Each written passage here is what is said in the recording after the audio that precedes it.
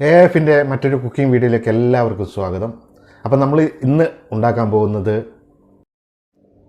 റവ കൊണ്ടുള്ള നല്ല നെയ്പത്രിയാണ്. സാധാരണ അരി കൊണ്ടാണ് നെയ്പത്രി ഉണ്ടാക്കുക. ഇത് നമ്മൾ അരി ഒട്ടും ഉപയോഗിക്കാതെ റവ കൊണ്ട് നല്ല മീൻകറിയും കൂടി കഴിക്കാൻ പറ്റിയ ഒരു ബ്രേക്ക്ഫാസ്റ്റോ ഡിന്നറോ എന്തിനും ഉപയോഗിക്കാൻ പറ്റും. കണ്ടില്ലേ, നല്ല സോഫ്റ്റ് ആയിട്ടുള്ളൊരു നെയ്പത്രിയാണ്.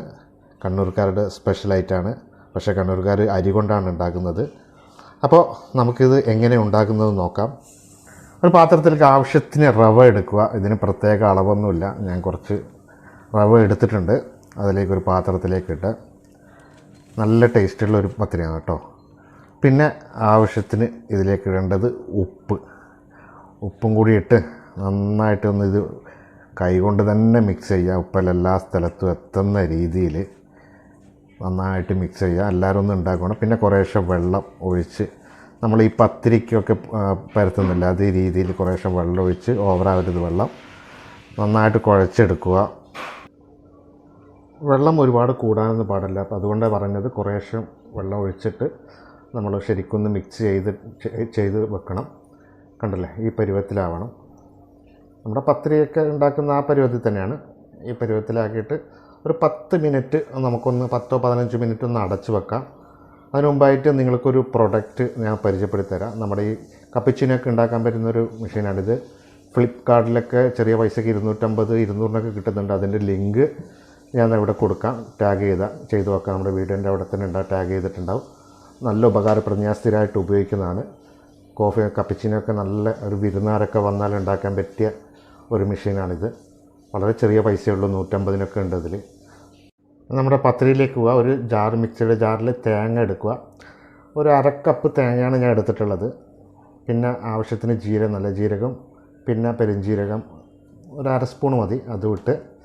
പിന്നെ കുറച്ച് സവാള, ചെറിയ ഉള്ളി ഉണ്ടെങ്കിൽ അതാണ് നല്ലത്. ചെറിയ ഉള്ളി ഇല്ലാതെ കൊണ്ട് ഞാൻ സവാള ഇട്ടതാണ്.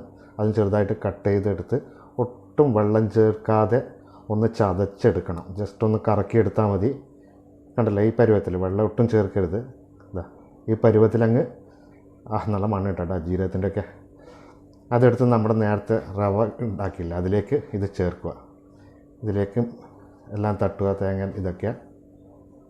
അപ്പോൾ എല്ലാം കൂടി കൈകൊണ്ട് തന്നെ നന്നായിട്ട് മിക്സ് ചെയ്യണം. കാരണം നമ്മുടെ ഈ തേങ്ങ ഇതൊക്കെ എല്ലാം മാവും എല്ലാം റവയൊക്കെ ശരിക്കും മിക്സ് ചെയ്യണം. മിക്സാണ് യോജിക്കണം. എല്ലാം ഒന്നിച്ച് ഇതാക്കണ്ടല്ലോ, നല്ല ആയിട്ടുണ്ട്. ഒട്ടും വെള്ളം കൂടിയിട്ടില്ല, വെള്ളം കുറഞ്ഞിട്ടുമില്ല. നമുക്കൊരു ബോളൊക്കെ പിടിക്കാൻ പറ്റുന്ന രീതിയിൽ. ഇനി നമുക്കിതൊന്ന് പരത്തിയെടുക്കണം. കുറച്ച് നെയ്യ് എടുത്തിട്ട് ഒരു പ്ലാസ്റ്റിക് കവറിൻ്റെ മുകളിൽ നെയ്യ് പുരട്ടിയിട്ട് നെയ്യ് എന്തായാലും പുരട്ടിയിട്ട് ഒന്ന് ബോളാക്കിയിട്ട് കുറേ ചെറിയ ബോളാക്കുക. നന്ന പരത്താൻ പാടില്ല, നൈസാകാൻ പാടില്ല, നന്ന കട്ടിയാകാൻ പാടില്ല. ഒരു മീഡിയം സൈസിൽ പരത്തിയാൽ മതി. നമ്മുടെ ചപ്പാത്തിക്കെല്ലാം പോലുള്ള നന്ന നൈസാക്കാനൊന്നും പാടില്ല. നന്ന നൈസായ പിന്നെ പൊങ്ങിക്കിട്ടില്ല, നന്ന കട്ടിയാലും പൊങ്ങിക്കിട്ടില്ല, ഉള്ളു വേവില്ല. അപ്പോൾ ഒരു മീഡിയം സൈസിൽ ഇതാക്കിയിട്ട് പരത്തിയെടുത്തിട്ട് നമ്മൾ നല്ലോണം തിളച്ച എണ്ണ അതിലേക്ക് ഇതങ്ങ് ഇടുക. നമ്മുടെ ഒരു കടായിൽ ഇത് എണ്ണ നല്ലോണം ചൂടായിട്ടുണ്ട്. അതിലേക്ക് അങ്ങ് ഇട്ട് തീ നല്ല ഫുള്ളിലാണ് ഉള്ളത്. പൊങ്ങി വന്നതിന് ശേഷം തീ ഒന്ന് മീഡിയത്തിലേക്ക് ആക്കുക, അല്ലെങ്കിൽ പെട്ടെന്ന് കരിഞ്ഞു. ഒന്ന് പൊങ്ങിയ ശേഷം തീ കുറച്ച് ഒരു മീഡിയത്തിലാക്കിയാൽ മതി. പിന്നെ രണ്ടാമത് ഇടുമ്പോൾ വീണ്ടും ഒന്ന് തീ കൂട്ടുക. പൊങ്ങി വരുന്നുണ്ടല്ലേ, ഒരു ഗോൾഡൻ കളറാകുമ്പോൾ നമുക്ക് എടുക്കാം. നല്ല ടേസ്റ്റാണ്. അപ്പോൾ എല്ലാവരും ഉണ്ടാക്കണം. ഒട്ടും എണ്ണ കുടിക്കാതെ ഒരു, നമ്മൾ അരി കൊണ്ടൊക്കെ ഉണ്ടാക്കുമ്പോൾ ചിലപ്പോൾ എണ്ണ കുടിക്കാൻ സാധ്യതയുണ്ട്. ഇതൊട്ടും എണ്ണ കുടിക്കില്ല. പക്ഷേ അരി കൊണ്ട് ഉണ്ടാക്കിയ അതേ ടേസ്റ്റ് തന്നെയാണ്. രണ്ട് സൈഡും പൊങ്ങി നല്ല ഗോൾഡൻ കളറായിട്ടുണ്ട്.